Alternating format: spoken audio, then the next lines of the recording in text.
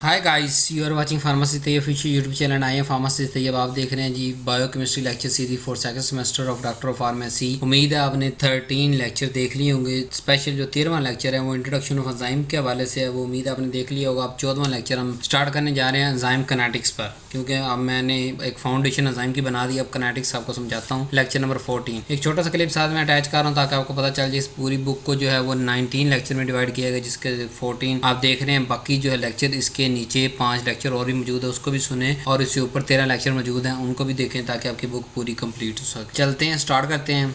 आज के लेक्चर के बाद आप किस काबिल हो जाएंगे। सबसे पहले चैलस मेंटल कॉन्सेप्ट ऑफ एंजाइम, या मैं एमएम कॉन्सेप्ट इसको आगे लेक्चर के अंदर इस्तेमाल करूंगा। इसको देखेंगे, इक्वेशन को देखेंगे जो कि हमें एंजाइम किनेटिक्स के बारे में बताती है। फिर वी मैक्स को डिफाइन करेंगे, के मैक्स को डिफाइन करेंगे जो कि इसी के हिस्से हैं एमएम इक्वेशन के। Analyse the enzyme kinetics curve जो है उसके हवाले से देखेंगे कि वेलोसिटी वर्सेस सब्सटेंस के दौरान हम कर्व बनाएंगे, और कर्व देखेंगे कि वो हाइपरबोलिक है, हाइपोबोलिक है, कैसी है, first order kinetic, zero order mix, कैसा बिहेवियर पेश कर रही है। फिर हम फर्क देखेंगे कि किस तरह जो है वो के मैक्स को इस्तेमाल करते हुए हम एंजाइम की एफिशिएंसी को लो या हाई कैसे डिफाइन कर सकते, फैक्टर जो इफेक्ट कर रहे हैं उनको देखेंगे। लास्ट में ये सारा नॉलेज इकट्ठा करके हम फार्माकोलॉजी और क्लिनिकल प्रैक्टिस की तरफ थोड़ा सा टच दूंगा ताकि अभी से आपके अंदर क्लिनिकल फार्मासिस्ट की रूह पैदा हो सके। स्टार्ट करते हैं। एंजाइम किनेटिक्स क्या है जी? एंजाइम किनेटिक्स एक स्टडी है, ऐसी स्टडी जिसके अंदर हम क्या पढ़ते हैं कि rate of enzyme catalyse the reaction, कि एंजाइम जिस रेट पे रिएक्शन को कैटालाइज कर रहा है ना, उस रेट को पढ़ने के नाम को हम किनेटिक्स कहते हैं, एंजाइम किनेटिक्स। फिर इसके अंदर हम देखते हैं कि जी किस तरह चेंज हो गए सब्सटेंस कंसंट्रेशन, एंजाइम कंसंट्रेशन या दूसरे फैक्टर्स किस तरह अगर चेंज हो तो एक दूसरे पे कैसे इफेक्ट करते हैं। मतलब अगर सबस्ट्रेट कम या ज्यादा हो तो कैसे इफेक्ट करेगा, अगर एंजाइम की कंसंट्रेशन कम या ज्यादा हो तो कैसे इफेक्ट करेगी, रेट ऑफ एंजाइम जो है वो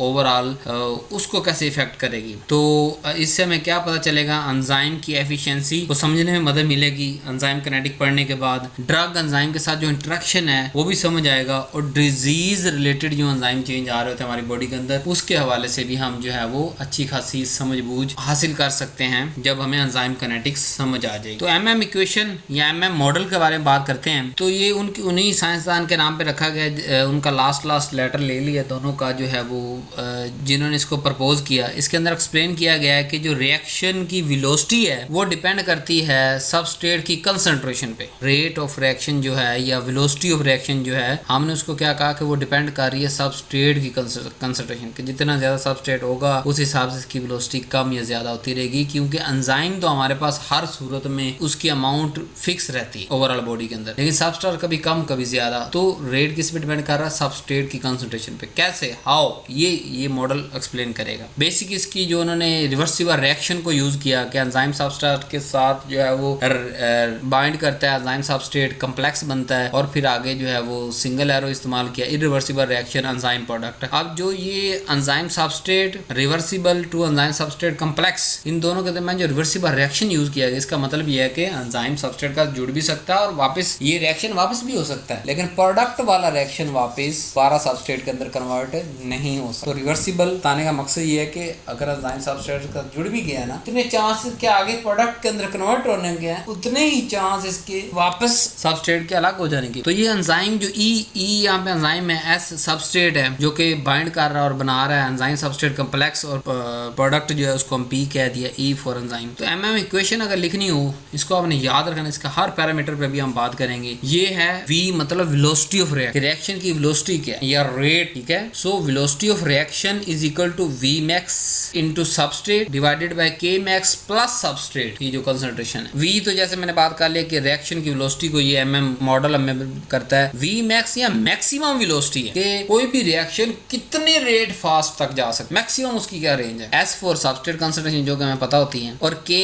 एम स्पेसिफिक कांस्टेंट है इस रिएक्शन के अंदर, जिसको भी हम उसकी वैल्यू फाइंड करते हैं हर रिएक्शन के अंदर। मैं आपको बताऊंगा कैसे वैल्यू हम फाइंड करते हैं। सो ओवरऑल किन चीजों पे डिपेंड कर रही है? 3 चीजों पे डिपेंड कर रही है। रेट या velocity depend on substrate concentration, V max और KM। अब यहाँ पे कुछ अजम्पशन ली गई हैं इस मॉडल को प्रपोज करने से पहले, तो हम उस अजम्पशन को पढ़ लेते हैं, फिर हम इस पे बहस करते हैं। पहली अजम्पशन उन्होंने ये ली कि जो एंजाइम सबस्ट्रेट कम्प्लेक्स बनेगा वो रिवर्सिबल है, जैसे हमने रिएक्शन में शो किया कि एंजाइम सबस्ट्रेट कम्प्लेक्स बन भी सकता है और वापस सबस्ट्रेट और एंजाइम अलग भी हो सकता है। दूसरी अजम्पशन उन्होंने ये ली कि जो इनिशियल वेलोसिटी है उसका मेजर कर सकते। तीसरी उन्होंने ये अजम्पशन ली है कि जो सबस्ट्रेट की कंसंट्रेशन है वो far greater than enzyme concentration. सिर्फ कांसेप्ट को समझने के लिए हम अजम्पशन ले रहे हैं। हमें ऑलरेडी इस कांसेप्ट को समझने से पहले क्या कह रहे हैं कि सबस्ट्रेट अन्य वहां मौजूद है, कम होगा तो एंजाइम ही कम होगा, नहीं तो नहीं होगा। सो ये एक अजम्पशन है जिसकी बुनियाद पे ये सारा पूरा कांसेप्ट खड़ा है। बाद में हम उसको इंटरप्रेट कर सकते हैं कि अगर एंजाइम की कंसंट्रेशन कम होगी तो क्या होगा, एंजाइम ज्यादा होंगे तो क्या होगा। लेकिन इस कांसेप्ट को समझते हुए आपके माइंड में होना चाहिए कि सबस्ट्रेट की कंसंट्रेशन को हमने बहुत ज्यादा रखा हुआ है एंजाइम की कंसंट्रेशन से। आपने अज्यूम कर लिया ना कि सबस्ट्रेट तो अन्य वहां मौजूद है जी। फिर स्टडी स्टेट अजम्पशन कि जो एंजाइम सबस्ट्रेट जो है ना वो कॉम्प्लेक्स वो कांस्टेंट रहता है। कांस्टेंट रहने का मतलब ये है कि बाइंड भी हो रहा है, कुछ थोड़ा सा वापस भी जा रहा है, फिर बाइंड हो रहा है, फिर वापस जा रहा है, कुछ आगे प्रोडक्ट में चेंज हो रहा है। तो आए इसके वन बाय वन पार्ट को पढ़ते हैं। Vmax क्या है जी? Maximum velocity. V for velocity, Mmax मतलब मैक्स, यानी द मैक्सिमम रेट जब एंजाइम फुली सैचुरेट हो जाएगा सबस्ट्रेट के साथ। मतलब होने का सबस्ट्रेट तो अन्य वहां मौजूद है, एंजाइम लिमिटेड हो गया, और वो पॉइंट जब सारे के सारे एंजाइम की एक्टिव साइड पे सब्सटेंस लगे होंगे लेकिन सब्सटेंस फिर भी अवेलेबल है, उसको हम कहेंगे Vmax। उस रेट को, जब वो रिएक्शन जिस रेट पे चल रहा होगा मैक्सिमम, उसे Vmax के सारे एंजाइम ऑक्युपाइड हो चुके हैं और सबस्ट्रेट अभी भी मौजूद है, उस मैक्सिमम रेट को Vmax से हम ज़ाहिर करते हैं इस इक्वेशन के अंदर, यानी कि सारी की सारी एक्टिव साइड ऑक्युपाइड है। इंपॉर्टेंस क्या है, इससे हमें ये पता चलता है कि अच्छा एंजाइम की कैपेसिटी कितनी को है और कैसे प्रोपोर्शनल टू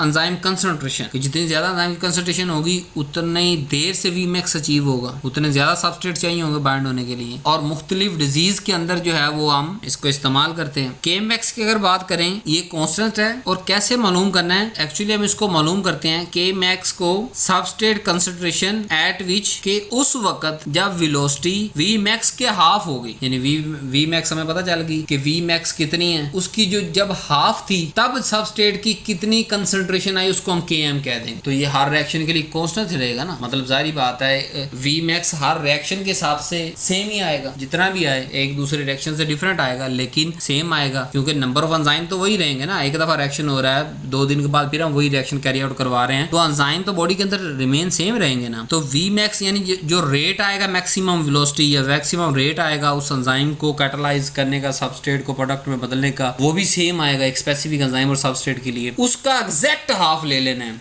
Vmax का जब एग्जैक्ट हाफ लेंगे ना, उस पॉइंट पे हमने वो Vmax की वैल्यू नहीं लेनी, जो वो पॉइंट आ रहा है, यानी Vmax डिवाइडेड बाय 2, यानी Vmax डिवाइडेड बाय 2 यानी हाफ Vmax के जहाँ पे आधी स्पीड है, उसको हम ग्राफ पे ड्रा करेंगे डॉटर को, और उस पॉइंट पे सबस्ट्रेट की कंसंट्रेशन को मालूम करेंगे, और उस सबस्ट्रेट की जितनी भी XYZ कंसंट्रेशन आएगी उसको हम Km कहेंगे। सो Km मालूम हो गया, it is a substrate concentration eight which half of Vmax is achieve, यानी जहाँ पे हाफ Vmax का हाफ अचीव हो जाएगा, रिएक्शन का रेट या रिएक्शन की वेलोसिटी मैक्सिमम से हाफ हो जाएगी, अचीव हो चुकी होगी हाफ तक, तब जो सबस्ट्रेट की कंसंट्रेशन होगी उसे हम Kmax कहेंगे, और ये हर रिएक्शन के लिए कांस्टेंट ही आएगी। सो इसलिए हमने लिख दिया V इज इक्वल टू, यानी कि जो वेलोसिटी कहाँ पे हमने मालूम करनी है, जब Vmax हाफ है तो हाफ पे हम ग्राफ पे ड्रा करेंगे, ड्रा करके दूसरी तरफ सबस्ट्रेट की कंसंट्रेशन निकाल लेंगे। अभी आपको करके भी दिखाता हूं। इसकी इंपॉर्टेंस क्या है कि इससे हमें ये पता चलता है कि अच्छा एंजाइम सबस्ट्रेट के लिए एफिनिटी कितनी है। अगर Kmax बड़ा कम आता है तो इसका मतलब बहुत ज्यादा हाई एफिनिटी है, अगर पहले Kmax बड़ा हाई आता है तो उसका मतलब एफिनिटी बहुत कम है, बड़ी जल्दी ये अचीव कर जाएगा, सैचुरेट हो जाएगा, इंडिपेंडेंट ऑफ एंजाइम कंसंट्रेशन के। एंजाइम कंसंट्रेशन पे तो हम नजर ही नहीं रख रहे, हम तो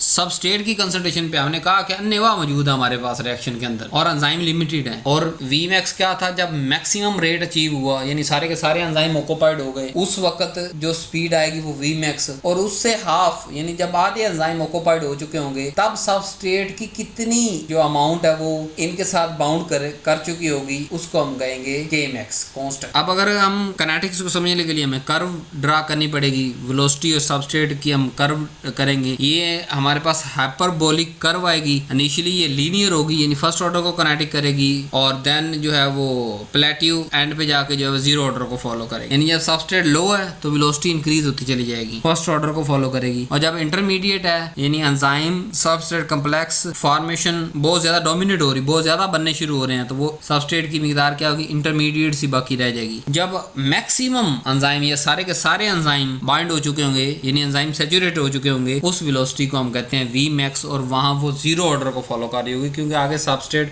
फर्स्ट ऑर्डर जो है वो कंसंट्रेशन को पे डिपेंड करता है और जीरो ऑर्डर कंसंट्रेशन पे डिपेंड नहीं करता। क्यों? क्योंकि सारे के सारे तो एंजाइम ऑक्युपाइड हो चुके हैं। तो फिर जीरो ऑर्डर काइनेटिक्स वो जो है वो उसको शो करेगी, और इनिशियल पे फर्स्ट ऑर्डर काइनेटिक्स को शो करेगी, यानी कि एंजाइम की एक्टिविटी कंसंट्रेशन पे डिपेंड करेगी, और जितने जैसे सबस्ट्रेट बाउंड होते जाएंगे वैसे वैसे वो ज्यादा जो है वो रिएक्शन रेट होता चला जाएगा। लेकिन जब सारे के सारे ऑक्युपाइड हो जाएंगे उसके बाद वो जीरो ऑर्डर को फॉलो करेगी कि अब तो एंजाइम मौजूद ही नहीं है, तो किसके साथ सबस्ट्रेट ने बाइंड करना है। ये ले जी, ये आपके पास हमने इक्वेशन बना दी है। पहले लो एस मींस कंसंट्रेशन जब कम थी, फर्स्ट ऑर्डर को फॉलो किया कि जैसे जैसे हम सबस्ट्रेट कंसंट्रेशन बढ़ा रहे थे वैसे वैसे वेलोसिटी बढ़ रही, ठीक है। जैसे आगे फिर एंजाइम सबस्ट्रेट कॉम्प्लेक्स बनना शुरू हो गए, इंटरमीडिएट जो सबस्ट्रेट वापस रह गए वो मिक्स ऑर्डर को फॉलो कर रही है, और लास्ट में जाके जब सारे सबस्ट्रेट जो है वो हमने मैक्सिमम अमाउंट में दे दिए हैं तो वहां वो जीरो को जो है वो ऑर्डर को फॉलो कर रही है कि वो अब एंजाइम तो और मौजूद नहीं है, तो वो कैसे बड़े रेट नहीं बढ़ सकते। तो नीचे हमने सबस्ट्रेट कंसंट्रेशन रखी एक्स एक्सिस पे और वाई एक्सिस पे हमने वेलोसिटी रखी। अब वो जो आखिरी पॉइंट है जहां पे मैक्सिमम जो है ये पहुंची, उसको हमने ग्राफ के साथ प्लॉट वापस किया, तो वो वी मैक्स उसको हम उस पॉइंट को कहा, और वी मैक्स का हमने क्या लेना था, हाफ। तो वो अगर वहाँ वेलोसिटी मिसाल हमने यहाँ निशान लगाए हुए ना 2 4 5 6 10, लेट्स सपोज वी मैक्स पे वैल्यू 10 है, तो हम एग्जैक्ट 5 पे वापस आ जाएंगे। 5 पे फिर ड्रा करेंगे खुद से, जो टच करेगी यानी कि वी मैक्स ओवर 2 यानी हाफ जो है, या लेट्स सपोज वो 10 थी तो ये 5 हो जाएगी, तो 5 पे खुद एक्स्ट्रा प्लॉट करके हम इसको यहाँ सबस्ट्रेट कंसंट्रेशन पे ले आएंगे। तो वो जो जितनी सबस्ट्रेट की कंसंट्रेशन यहाँ पे नंबरों के अंदर आ रही होगी उसको हम Km कह देंगे, जो कि हर रिएक्शन के लिए रिमेन कांस्टेंट रहेगी। इस तरह जो है हम इसी ग्राफ से Km की वैल्यू भी निकाल सकते हैं, वी मैक्स भी की वैल्यू भी निकाल सकते हैं। सबस्ट्रेट के हमें ऑलरेडी पता है, और इक्वेशन के मुताबिक हमें क्या चाहिए होता है, इक्वेशन थी V = V max S over Km plus S, तो V max भी हमने निकाल लिया, Km भी निकाल लिया, सबस्ट्रेट का हमें पहले पता है, तो हम जो है वो MM मॉडल के तहत जो है वेलोसिटी निकाल लेते हैं कि स्पेसिफिक रिएक्शन की वेलोसिटी क्या है। अब इस Km को यूज करते हुए, जो कि सबस्ट्रेट कंसंट्रेशन है at the half V max, जहाँ पे V max हाफ होता है वहां पे सबस्ट्रेट की जो कंसंट्रेशन उसे Km कहते हैं। तो हाई वर्सेस लो एफिनिटी हमें कैसे पता चलेगी कि अगर Km की वैल्यू बड़ी लो है उसका मतलब एंजाइम की एफिनिटी बहुत ज्यादा है, अभी रेट और बढ़ेगा और V max बहुत दूर है। और लो एफिनिटी अगर का मतलब यह है कि V max की पहली वैल्यू हाई आ गई है, तो उससे थोड़ा सा आगे मतलब और हाफ आगे जाएंगे तो वो हो जाएगा, मतलब 5 पे 10 पे चले जाएंगे तो आ जाएगा। अगर लेट्स सपोज जो है वो हमारे पास सबस्ट्रेट बाइंडिंग की अगर बात करें हम, तो Km की वैल्यू अगर लो होगी तो सबस्ट्रेट मतलब स्ट्रॉन्ग बाइंडिंग कर रहे हैं, तो इसका मतलब हाईली एफिनिटी मौजूद है एंजाइम के लिए। और सबस्ट्रेट की बाइंडिंग अगर वीक है तो लो एफिनिटी एंजाइम है। एफिशिएंसी एट लो सबस्ट्रेट पे हाई होगी, हाई एफिनिटी एंजाइम के लिए, और लो एफिनिटी के लिए लो होगी। एग्जांपल जैसे हेक्सोकाइनेज है, ये हाई एफिनिटी एंजाइम है, और लो एफिनिटी के अंदर हमारे पास है ग्लूकोकाइनेज। अब यहाँ से हम जो है वो क्लिनिकली पॉइंट ऑफ व्यू क्या समझ सकते हैं कि हाई एफिनिटी वाले जो एंजाइम है वो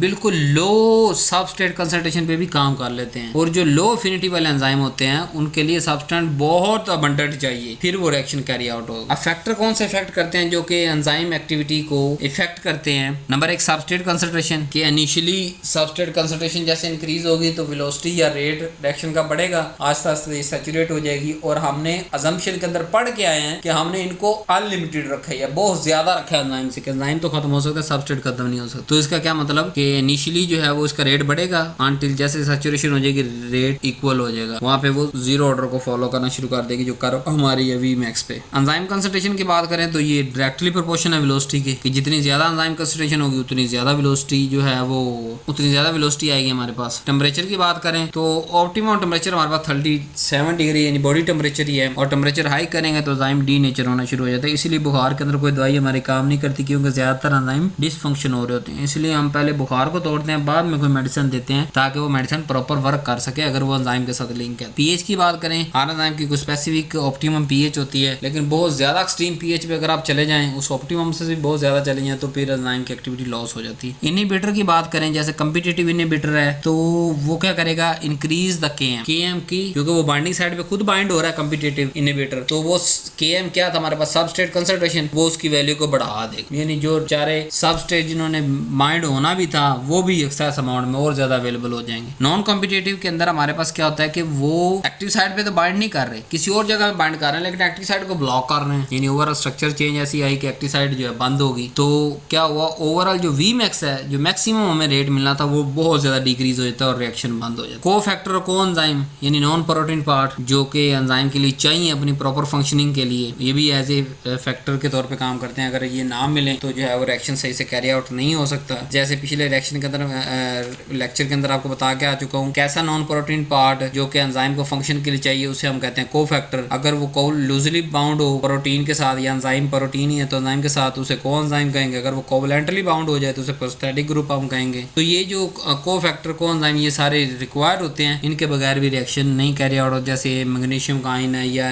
NAD+ है। अब फार्माकोलॉजी के अंदर इसकी क्या एप्लीकेशन है कि ड्रग एंजाइम इंटरेक्शन को हम जब समझ लेते हैं तो हमें बहुत सारे मैकेनिज्म ऑफ एक्शन समझ आते हैं। अच्छा, ये ड्रग इस तरह काम करती है। जैसे मिसाल एंजाइम इनहिबिटर हमारे पास है स्टैटिन, तो ये क्या करते हैं, इनहिबिट HMG को रिडक्टेज को जाके इनहिबिट कर देते हैं। तो जब एंजाइम इनहिबिट हो गया तो क्या जो सिंथेसिस है हमारी बॉडी के अंदर चर्बी की वो कम हो जाएगी। जब ओवरऑल कोलेस्ट्रॉल हमारी बॉडी के अंदर जो है वो कम बनने लगेगा तो क्या डिपॉजिट कम होगा ना, तो आहिस्ता आहिस्ता जो है बॉडी वाला भी एलिमिनेट होता चला जाएगा। Statin is a medicine. Drug optimisation क्या है हमारे पास कि अगर हम किनेटिक्स को समझ जाते हैं तो हम ड्रग की डोजेज को डिजाइन कर सकते हैं, हम उसकी फ्रीक्वेंसी को डिजाइन और डिसाइड कर सकते हैं कि अच्छा इतनी दफा दें तो काफी है हमारे पास। कम्पिटिटिव इनहिबिशन की अगर बात करें तो कम्पिटिशन इनहिबिशन अगर हमें पता हो कि ये कम्पिटिटिव इनहिबिट करता है तो हम जो है ड्रग को कम्पीट कर जाते हैं विद सबस्ट्रेट। ड्रग जो है वो वहाँ बाइंड खुद जाके यानी कि जितने सबस्ट्रेट मौजूद हैं अंदर उससे ज़्यादा हम ड्रग की अमाउंट दे देते हैं और वो सारे के सारे वहाँ जाके कम्पिटेटिवली बाइंड कर जाती है,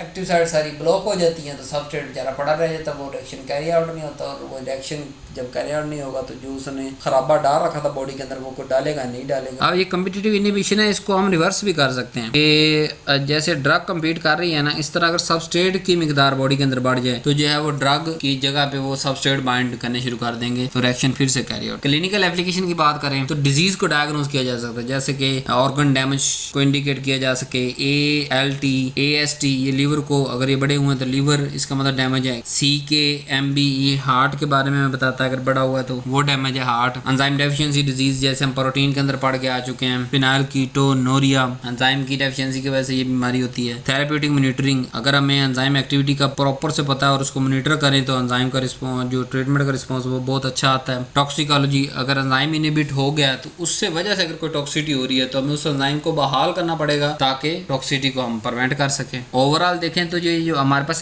किनेटिक्स है ये रिलेशनशिप बताती है सबस्ट्रेट कंसंट्रेशन और रिएक्शन रेट के बारे में, और Vmax हमें एंजाइम की कैपेसिटी बताता है कि कितने मैक्सिमम एंजाइम मौजूद है, क्योंकि सबस्ट्रेट तो अन्य वहाँ मौजूद है ना हमारे पास। तो Vmax वो अलामत जहाँ पे सारे के सारे एंजाइम ऑक्युपाइड हो जाए उस मैक्सिमम रेट को Vmax कहते हैं। और Km हमारे पास एफिनिटी बताती है कि कितनी एफिनिटी है। किनेटिक कर्व की बात करें तो ये हाइपरबोलिक आएगी लेकिन आहिस्ता सैचुरेशन बिहेवियर शो करेगी। एंजाइम किनेटिक की अगर बात करें तो एंजाइम किनेटिक जो है वो एसेंशियल है ड्रग डिजाइन के लिए, डायग्नोस्टिक के लिए, क्लिनिकल थेरेप्यूटिक के लिए। सो उम्मीद है आपको लेक्चर बड़ा पसंद आया होगा। इसी सब्जेक्ट की बुक अवेलेबल है वेबसाइट पे, ऑर्डर करने के लिए आप इस व्हाट्सएप नंबर पे रब्ता कर सकते हैं ताकि आपको सारा गाइड कर दिया जाए। और पेमेंट करेंगे, पेमेंट ज़्यादा से ज़्यादा एक मूवी टिकट के बराबर है, यानी 500 मैक्सिमम। तो एक मूवी टिकट के बराबर आप जो है वो कीमत भर के ये बुक ले सकते हैं। अगर आपको ये लेक्चर पसंद आ रहे हैं तो इस बात की मैं आपको श्योरिटी देता हूँ कि आपको बुक लाजमी पसंद आएगी। क्यों? क्योंकि बुक को बुक की अप्रोच के हिसाब से लिखा जा रहा है। ये नहीं कि ये वाली स्लाइड वहाँ कॉपी पेस्ट की जा रही हैं, पूरा structure, theory, short question, MCQs, true false. अब कुछ बच्चे कहते हैं सर हमारे पास तो MCQs आते ही नहीं, हमारे पास तो ट्रू फॉल्स आते ही नहीं, आप क्यों बुक के अंदर इंक्लूड कर रहे हैं? MCQs ट्रू फॉल्स को इसलिए इंक्लूड नहीं किए जा रहे बुक के अंदर कि आपके एग्जाम के अंदर आते हैं। वैसे तो MCQs आते हैं कहाँ पे? PPSC के अंदर। जब आपने ड्रग इंस्पेक्टर लगना है तो वहाँ सारे MCQs ही होंगे 100 के 100। तो ठीक है, एक तो उसकी